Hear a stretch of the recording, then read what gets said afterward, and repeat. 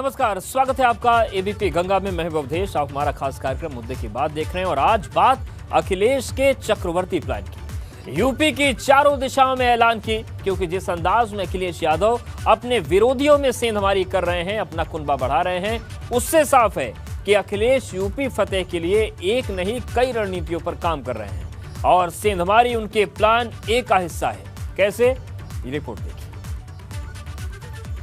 श्रीमती सुषमा पटेल, श्री असलम अली, श्री मुस्तफा सिद्दीकी, श्री हरगोविंद भार्गव, मोहम्मद असलम रायनी एडवोकेट,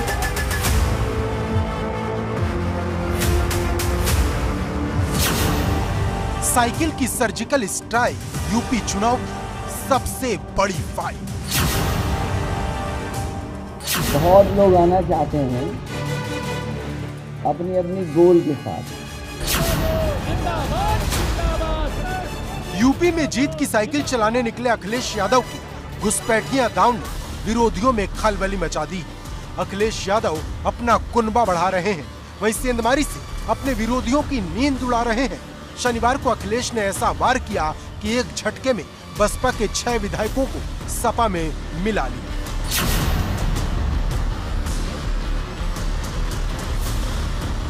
अखिलेश की सेंधमारी से इस बार भाजपा भी बच नहीं पाई। 22 की पिच पर अखिलेश ने जो सिक्सर मारा, उसके साथ एक गोल भाजपा पर भी दागा। भारतीय जनता पार्टी से शामिल हो रहे राकेश राठौर जी का स्वागत करता हूं। बहुजन समाज पार्टी के विधायक रही श्रीमती सुषमा पटेल जी का स्वागत करता हूं। असलम रायनी जी का स्वागत करता हूं। असलम अली साहब हैं, इनका बहुत बहुत स्वागत और बधाई। हाकिम लाल बिंजी, उनको भी बहुत बहुत बधाई देता हूं। मुस्तफा सिद्दीकी साहब हैं जो आज समाजवादी पार्टी में शामिल हो रहे हैं, मैं इनका भी बहुत बहुत पार्टी की तरफ से स्वागत करता हूं, बधाई देता हूं। बसपा के जो 6 विधायक सपा में शामिल हुए हैं, उनमें प्रयागराज की प्रतापपुर से विधायक मुज्तबा सिद्दीकी, प्रयागराज के हंडिया से विधायक हाकिम लाल बिंद, श्रावस्ती जिले की भिगना से विधायक असलम रायनी, सीतापुर के सिधौली विधायक हरगोविंद भार्गव, हापुड़ के धौलाना से विधायक असलम अली और जौनपुर की बादशाहपुर से विधायक सुषमा पटेल ने सपा का दामन थाम लिया है। इसके अलावा सीतापुर की सदर सीट से भाजपा विधायक राकेश राठौर भी सपा की साइकिल पर सवार हो गए हैं। इन 7 विधायकों में 3 मुस्लिम, बाकी 4 विधायक कुर्मी, तेली, बिंद और पासी समुदाय से आते हैं। मतलब अखिलेश MY समीकरण के अलावा दूसरी जातियों में भी अपनी पैठ बना रहे हैं। वहीं बसपा और भाजपा के बागी अब सपा के प्रति वफादारी की कसम खा रहे हैं। हमको तो जाना था तो मैं गया। कोई खास वजह रही होगी भाजपा के साथ छोड़ने की? सब वजह हैं। पूरे उत्तर प्रदेश में जनप्रतिनिधियों के अधिकारों को हनन किया गया है, उनके सम्मान के साथ खिलवाड़ की गई है। एक छोटा सा भी अधिकारी है जो जनप्रतिनिधियों को सम्मान देना नहीं चाहता। हम लोग चुन के क्यों आए थे? लोगों के मुद्दे उठाने के लिए। और ये है कि रणनीति के तहत उन्होंने 20 से जनप्रतिनिधियों को हटा दिया। अब अधिकारी सीधे लूट रहा। लूट का रेट उत्तर प्रदेश में बढ़ा हुआ है। बस यही तमाम तरीके की पार्टी को कोई हम पर संदेह था, हम पर कोई शिकायत थी हमसे, तो एक बार बुला के कम से कम वो हमारा पक्ष जान लेती, हमसे बात कर लेती, फिर जो उसका निर्णय था वो हमें स्वीकार रहता। बिना कारण बताए, बिना हमारा पक्ष जाने पार्टी से निष्कासित कर देना ये उचित नहीं। समाजवादी पार्टी में शामिल होने का मेरा निर्णय मैंने अपने क्षेत्र की जनता से, अपने समर्थकों से, अपने मतदाताओं से व्यापक विचार विमर्श किया है। जनता की इच्छा थी कि इस प्रदेश को एक बेहतर, शिक्षित और विजनरी नेतृत्व मिले। अखिलेश ने अपने विरोधियों में सेंधमारी कर खलबली मचा दी है, क्योंकि जिस तेजी से अखिलेश अपना कुनबा बढ़ा रहे हैं और जिस तरह से खुलकर भाजपा को ललकार रहे हैं, उससे साफ है कि वो भाजपा को सत्ता से उखाड़ फेंकने के लिए कुछ भी करने के लिए तैयार है। इनके आने के बाद हो सकता है मुख्यमंत्री जी अपने नारे का नाम बदल दें। मेरा परिवार भाजपा परिवार की जगह वो हो सकता है ये कर दें कि मेरा परिवार भाजपा परिवार। मैं सुन रहा था भारतीय जनता पार्टी के मन से कहा गया कि भारतीय जनता पार्टी ने जो लोक कल्याण संकल्प पत्र 2017 में दिया था उसको 90% पूरा कर दिया गया है और रहा बचा 2 महीने में पूरा हो जाएगा। मुझे लगता यह है कि भारतीय जनता पार्टी ने एक बार लोक कल्याण संकल्प पत्र बनाया 2017 का और उसके बाद उसको कूड़ेदान में फेंक दिया। जन आक्रोश इतना है, जनता इतनी दुखी है कि आने वाले चुनाव में भारतीय जनता पार्टी का सफाया होगा। और जो मैंने कहा है कि ये नारा जो बदलेगा, भाजपा परिवार भागता परिवार ही दिखाई देगा। यूपी में चुनाव 4 महीने करीब बाद, लेकिन अखिलेश अपनी रणनीति को कई लेयर में तैयार कर रहे हैं। जानकारों की माने तो अखिलेश यूपी में इस बार प्लान ए, प्लान बी और प्लान सी लेकर उतरे हैं। उसमें भाजपा को खुलकर ललकारना और बसपा, कांग्रेस और भाजपा में सेंधमारी प्लान का ही एक हिस्सा है। शैलेश अरोड़ा के साथ bureau report, ABP Ganga. UP फतेह के लिए अखिलेश एक नहीं 3 रणनीति पर काम कर रहे हैं, जिसमें रणनीति है विरोधी दलों में सेंधमारी, दूसरी है गठबंधन और तीसरी है भाजपा का खेल बिगाड़ना। लेकिन सवाल बड़ा है कि क्या अखिलेश की चुनावी रणनीति 22 के दंगल में काम करेगी? ये रिपोर्ट देखिए।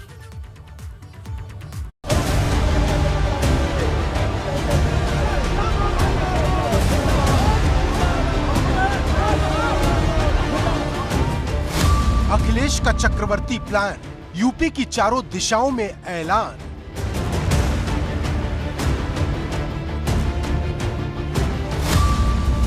पूर्वांचल से पश्चिम तक, अवध से बुंदेलखंड तक सत्ता का संग्राम।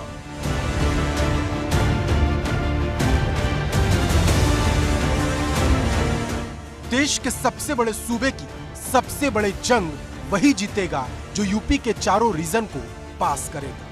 22 में साइकिल का परचम लहराने के लिए अखिलेश इसी मिशन पर काम कर रहे हैं। सबसे पहले बार पश्चिमी यूपी की जहां 136 विधानसभा सीटों पर जीत की साइकिल चलाने के लिए अखिलेश ने कांग्रेस के हरेंद्र मलिक और उनके बेटे पंकज मलिक को अपने साथ मिला लिया।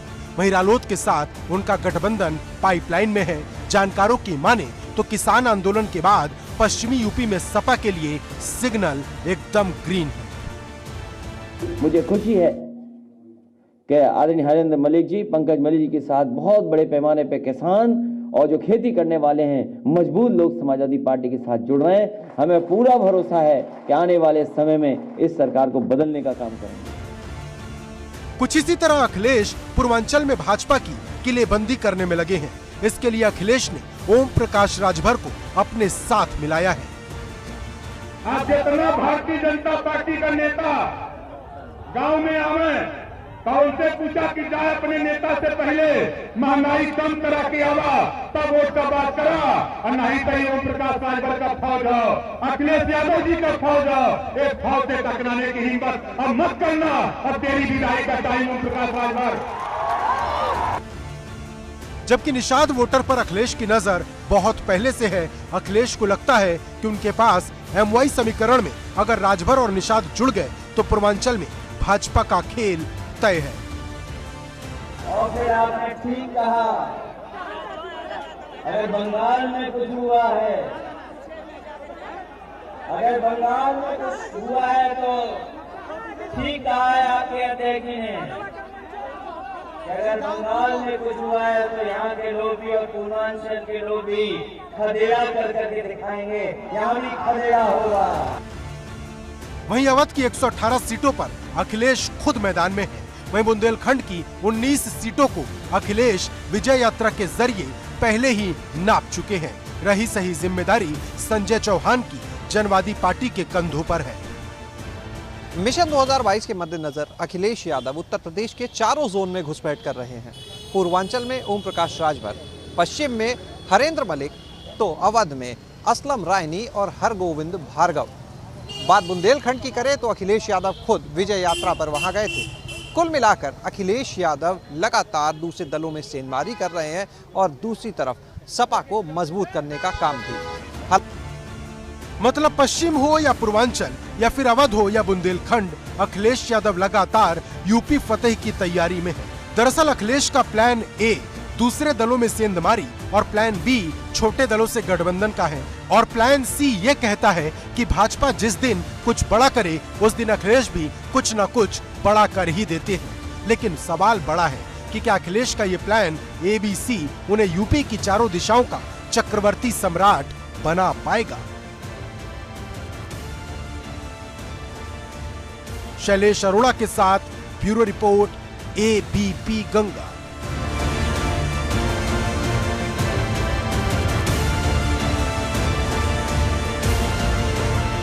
और अब बात प्रियंका की प्रतिज्ञा पर योगी की प्रत्यंचा की। प्रियंका गांधी 31 अक्टूबर को गोरखपुर में रैली करने वाली है, जहां प्रियंका उन 8 प्रतिज्ञाओं को पूरा करने की सौगंध लेंगी जो उन्होंने यूपी चुनाव को लेकर ली है। लेकिन प्रियंका की गोरखपुर रैली से पहले सीएम योगी ने गोरखपुर में पहुंचकर अपनी प्रत्यंचा चढ़ा दी है।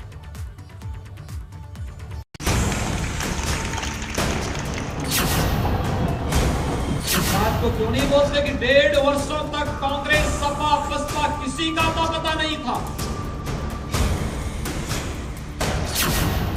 गोरखपुर में सियासत भारी, प्रियंका की रैली से पहले योगी की तैयारी।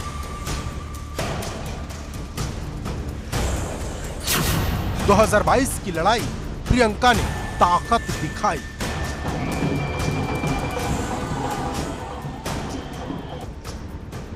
यूपी में चुनाव भले 4 महीने बाद हों, लेकिन गोरखपुर को लेकर अभी से जंग छिड़ गई है। 31 अक्टूबर को प्रियंका गांधी अपनी 8 प्रतिज्ञाओं को पूरा करने की सौगंध गोरखपुर से ही लेंगी। लेकिन प्रियंका की सौगंध से पहले सीएम योगी ने गोरखपुर में डेरा डालकर साफ कर दिया कि गोरखपुर का किला इतना कमजोर नहीं जो इतनी आसानी से हिल जाए।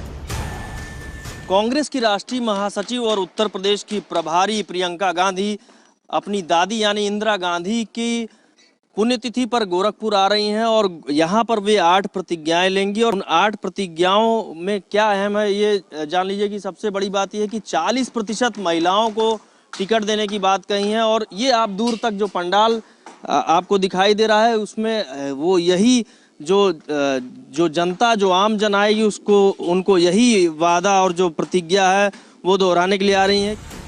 सीएम योगी ने गोरखपुर क्षेत्र के महत्वपूर्ण बैठक में पदाधिकारियों और कार्यकर्ताओं को जीत का गुरु मंत्र दिया और गोरखपुर क्षेत्र में 50 सीटों का लक्ष्य रखा है, क्योंकि 2017 में भाजपा ने इस क्षेत्र में 44 सीटें जीती थी। लेकिन अब भाजपा की नजर अपने लक्ष्य को बढ़ाने पर है।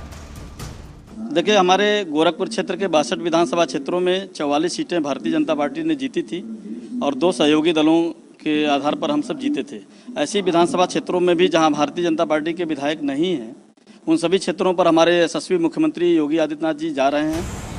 भाजपा की कोशिश चुनावी जंग से पहले प्रियंका का खेल खराब करने की है, क्योंकि जिस तरह से सीएम योगी एक दिन पहले गोरखपुर पहुंचे, हाई लेवल मीटिंग में जीत का मंत्र देते नजर आए, उससे साफ है कि भाजपा अपने विरोधियों के लिए कोई भी गुंजाइश नहीं छोड़ना चाहती, फिर चाहे वो प्रियंका हो या अखिलेश या फिर मायावती। आज जब जनता के सामने जा रहे हैं, इस बात को क्यों नहीं बोलते कि 1.5 वर्षों तक कांग्रेस सपा बसपा किसी का तो पता नहीं था।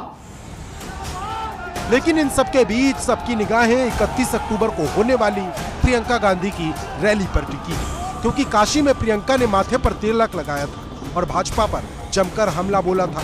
अब गोरखपुर में प्रतिज्ञा की सौगंध लेते वक्त प्रियंका का क्या अंदाज नजर आएगा, इसी बात का सबको इंतजार है। गोरखपुर से नीरज श्रीवास्तव, ABP गंगा। और अब बात शाह के चाणक्य नीति की, जिन्होंने यूपी में जीत का मंत्र देने के बाद शनिवार को अमित शाह देवभूमि उत्तराखंड में भाजपा को चुनाव जीतने का मंत्र देते नजर आए।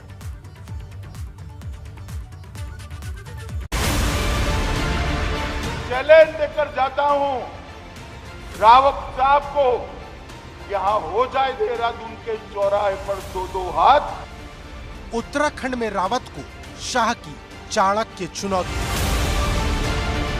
नमाज पर सियासत भारी, देवभूमि में जीत की दावेदारी।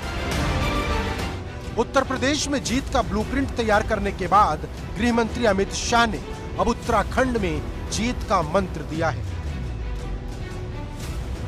शुक्रवार को ही अमित शाह देहरादून पहुंच गए थे।